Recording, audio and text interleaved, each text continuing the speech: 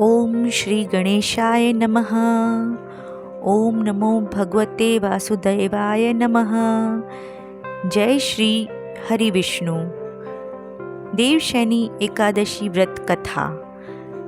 प्रिय भक्तों, आज हम भगवान श्री हरि विष्णु को समर्पित पवित्र देवशयनी एकादशी व्रत की कथा का श्रवण करेंगे।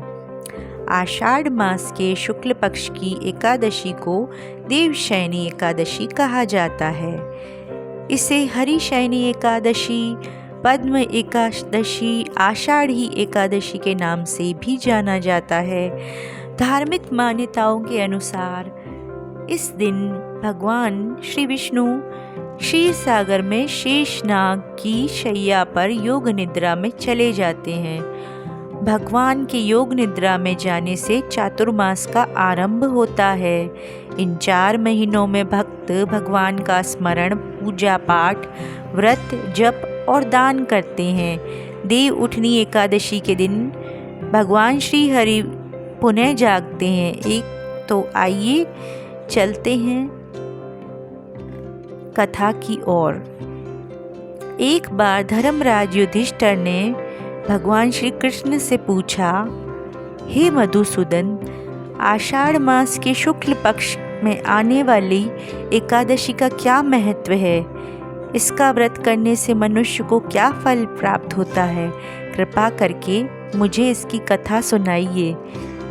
भगवान श्री कृष्ण ने कहा, हे राजन, यह एकादशी अत्यंत पुण्य देने वाली है। इसका नाम देवशयनी एकादशी है। जो मनुष्य श्रद्धा और भक्ति से इस व्रत को करता है, उसके जीवन के अनेक कष्ट दूर हो जाते हैं और भगवान श्री हरि की कृपा होती है।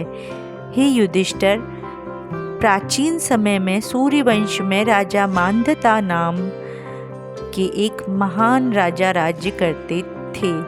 वे धर्म का पालन करने वाले, सत्यवादी और अपनी प्रजा से प्रेम करने वाले राजा थे। उनके राज्य में सभी लोग सुखी और संतुष्ट थे।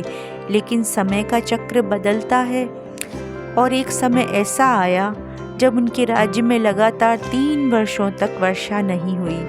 नदियाँ और तालाब सूखने लगे, खेतों में फसल नहीं हुई और प्रजा अन्न और जल के लिए परेशान होने लगी। राजा मांधाता अपनी प्रजा को दुखी देखकर बहुत व्याकुल हो गए। उन्होंने अनेक प्रयास किए, लेकिन समस्या का कोई समाधान नहीं हुआ। तब उन्होंने वन में जाकर ऋषि मुनियों से सहायता लेने का निश्चय किया। वन में उन्हें महान तपस्वी महर्षि अंगिरा के दर्शन हुए। राजा ने उन्हें प्रणाम किया और अपने राज्य की समस्या बताकर समाधान पूछा। महर्षि अंगिरा ने कहा, हे राजन, भगवान श्री हरि विष्णु की आराधना और देवशयनी एकादशी का व्रत अत्यंत प्रभावशाली है। आप श्रद्धा से इस व्रत का पालन करें। भगवान विष्णु प्रसन्न होकर आपकी प्रजा के दुखों को दूर करेंगे। राजा मांधाता ने ऋषि के वचन को स्वीकार किया। उन्होंने विधि पूर्वक देवशयनी एकादशी का व्रत किया और भगवान विष्णु जी की पूजा की।